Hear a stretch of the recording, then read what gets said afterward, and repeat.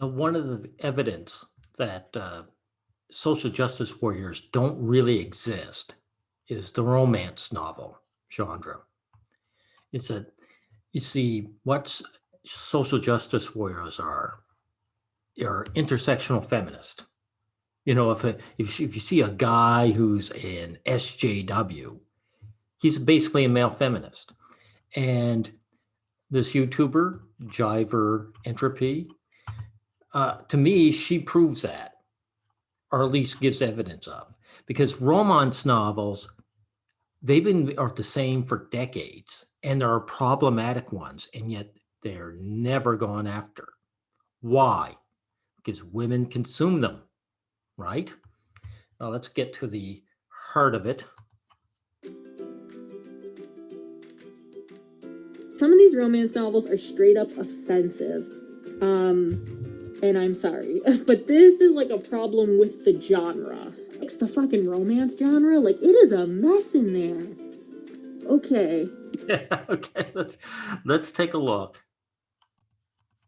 But not so much in this book. Prisoner of My Desire is the first Johanna Lindsey book I ever read. And wow, that's the most problematic book, I think, in the history of problematic books. Yes, I'm going to say problematic. I'm on BookTube. I have to. Here's the basic premise of Prisoner of My Desire. This woman is blackmailed by her evil, I think it was her stepbrother, into raping a dude. So she rapes him against her will, and then he captures her and rapes her back. And then somehow in the middle of all this rape, they fall in love. Oh man, so this is the first book she ever wrote. It's a really old one. There you go. So typical rape fantasies. That's the start of this. Okay. So, which I have nothing against. Like, these are just fantasies. Women buying these books and consuming them aren't harming anyone. But the point is, something this grotesque never gets any flack, right?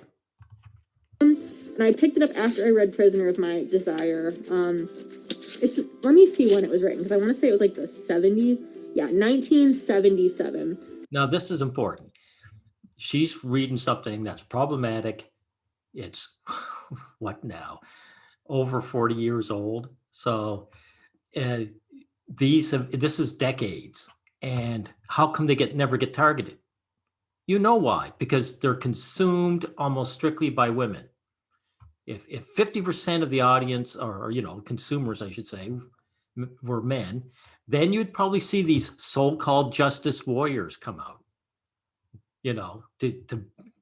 To say, oh, this is no good, they have to be changed, right? And her more contemporary books, because she is still writing, her later books are a lot better. I will give her that. It's honestly, like, it didn't even fulfill that primary purpose that I pick a romance novel up for. Like, Captive Bride, it's what we call a chic romance. So, and this is like the worst chic romance I think I've ever read. Okay, this is important too. She's saying a chic romance. Oh no, actually it's not. Oh, I have another one in my pile that's worse than this. Okay, but a chic romance is basically a rich dude in a Middle Eastern country, except he always, for some weird reason, looks white. So it's either he's biracial or he was adopted. Always and the author makes sure to tell you, he looks white. So it gets to be all exotic out in the desert, and she gets to wear this like Arabian skirt thing. But don't worry, she's fucking a dude who's basically white, so it's all good. People say a lot of stuff is cultural appropriation that isn't, but that's cultural appropriation. There, Jyvur just said it outright. It's perfect cultural appropriation. So where are all the social justice warriors? Like, the social justice warriors go all the way back to Attack Lovecraft, who makes, novels, problematic novels, way back in the 1920s and 30s. But all of a sudden, 40 years ago, that these kind of stories around, they're not good enough to go after? Of course not. Of course not, because there are no social justice warriors. They're feminist. And anything that is consumed and enjoyed by women almost solely will never get touched. It will never get touched.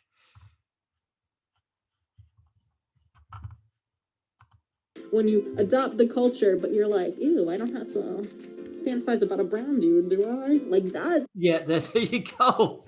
Yeah, like white women prefer white men, you know, and that's the one thing that I have to say I have no problem against that. I mean, people have their taste, you know. I tend to like women with darker hair, but but what can I say? I mean, I even asked her, I said, Jyvur, are you against our fantasies? It's supposed to be rape fantasies, but you can't put rape and have it come through YouTube comments. They are just fantasies in the end. They harm no one, right? And Jyvur said she doesn't agree. But I said, also, if white women prefer white men to fantasize about, what is there to be done? Which is true, which is true.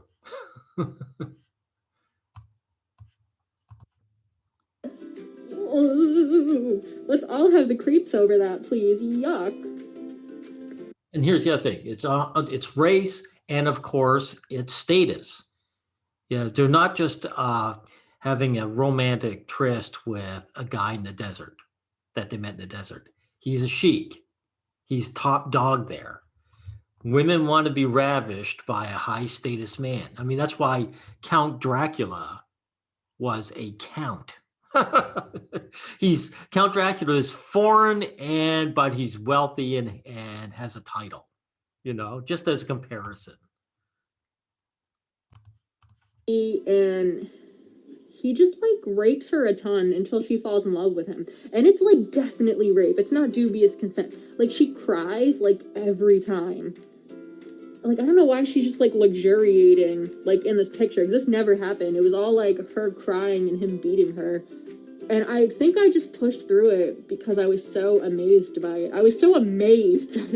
There you go. So I mean, this is written by a woman, so it's basically her fantasy, and it's put out to consume. I don't know how many women bought it, but there probably enough bought it, right? So what can I say? The girls have rape fantasies.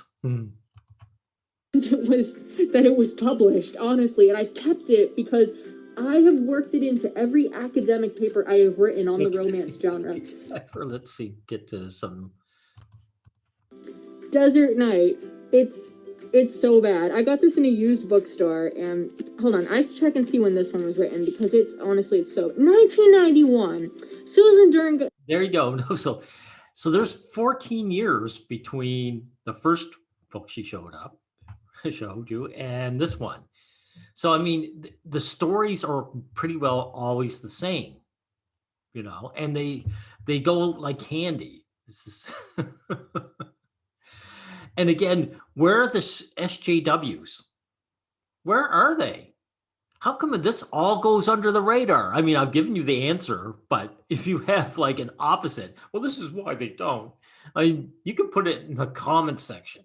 Oh my God. But it's so obvious. Anything that women consume, and it's like 90% or more women consume it. Might even know it might be 80. You know, it's hands off because these SJWs don't exist. They're not actual for social justice. They're just feminist, and this is what they're about. I did a video not long ago where we discussed how anime dubbing has been changed over, put feminist rhetoric in it, because anime is consumed very much by the male, you know, demographic, at least as much as the women, right? And so they change it to spit on the male consumer. So I mean, this is what's going on. Stuff that has about equal amount of guys or mainly consumed by guys, it gets changed over. But stuff like this, no. Stern got away with this in 1991. So look at him. So he's another one. It's a chic romance, but like they make sure to tell you he looks basically like a tan white guy. And then and she's a blonde-haired, blue-eyed Middle Eastern lady. Yeah, and you see, so there you go. You anyone who's like from Black Lives Matter, the average woman does not want to touch you brown-skinned men. You grouse them out. They want a white guy. And of course, she's blonde hair, blue eyed, they love the Aryans. So how come all the SJWs don't come out and destroy these books, right? Or demand that there be changed in the romance novel? How come they are so silent for decades? Jyvur brings it up, but there's no social justice warriors. What did they disappear? They can't figure it out. Did they not notice these books on the shelves for 80 years or whatever long these books have been being made? Come on.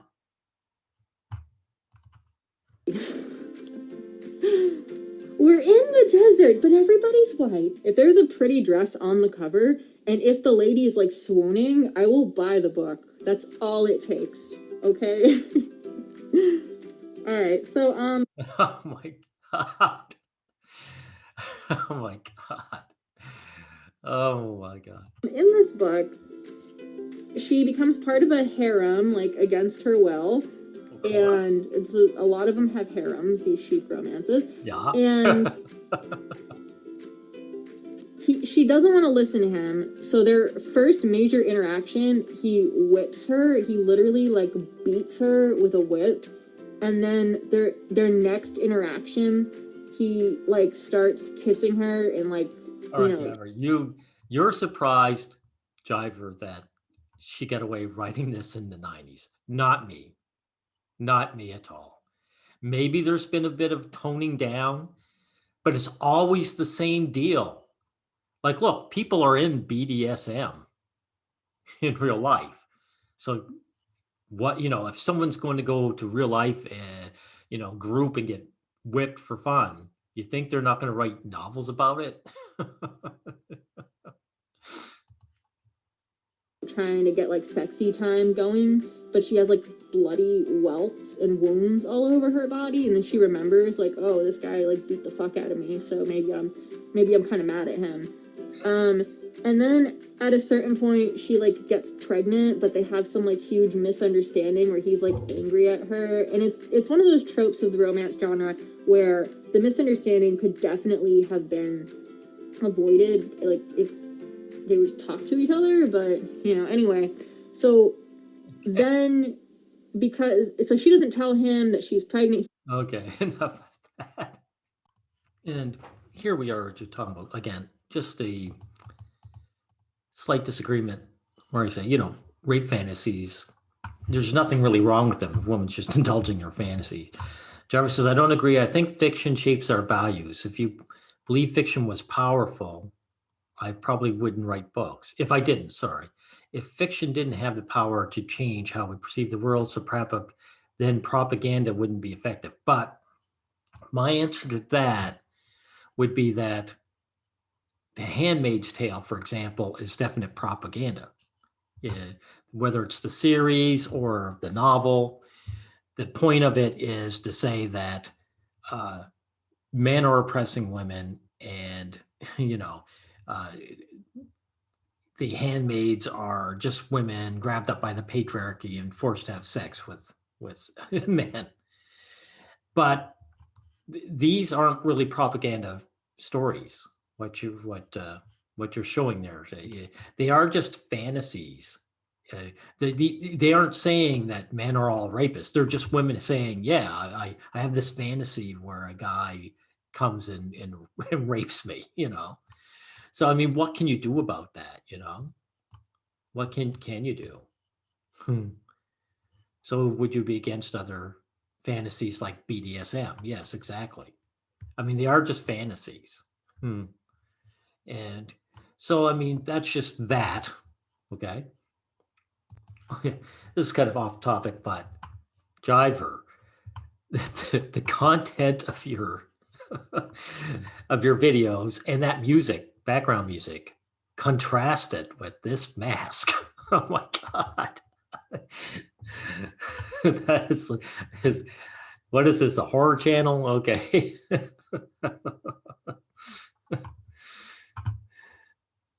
But any event, to end off with the same note, why don't the social justice warriors do anything about this?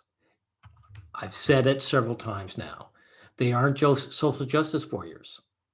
Guys hide behind the title social justice warriors because they don't want to say feminist, because to say feminist is to say women. Feminists speak for women. Women want to read this material, so feminists don't attack it. And so therefore the so-called social justice warriors don't attack it. It's not invisible. It's not like they haven't noticed. They've seen these and just said, yep, the nobility want it, so they're getting it. It's all right. And that's all this cultural appropriation all of a sudden doesn't matter, right? The fact that men of, people of other cultures or even other races, social justice warriors are all about fighting for race, right? And all of a sudden, the exclusion of minority races don't matter now. The heroine is always a white girl. The man going after her is always a white man, right? So it's all fine. And you know why, because I've just told you several times. So all you guys hide behind the title, this social justice warriors, cut it out. Stop being so bloody cowardly. Because this is what it is. All these guys, there used to be guys who were anti-feminist. All of a sudden they became anti-SJW. What happened to the feminists? Did they all disappear? No. What it is these guys who supposedly want to stand up to feminists realized it was easier to rebrand them, because social justice warriors includes supposedly men, right? Well, it's far enough away from women. If you're fighting against feminists, you're fighting against women, and men just aren't geared for that. So they rebrand them social justice warriors, so they can say, yeah, it's a group of certain kind of women and their male followers, right? And therefore, that's who we're fighting. There's these good women who aren't social justice warriors. Oh my God, that's what's happening. But I won't allow them to do that. I'm going to call it for what it is. These are feminists and they speak for women, and that you can see it why all this problematic stuff is no longer problematic once women are the majority consumer. And this is why guys should be fighting against things like changing the dubbing in anime and instilling the feminist agenda. Because it's just not right. If this problematic shit can go, then your problematic shit as a man that you consume should also go. Anyway, thank you, Jyvur, for your content. You've really opened the eyes of society. You really point out the hypocrisy of it. Thank you, and goodbye.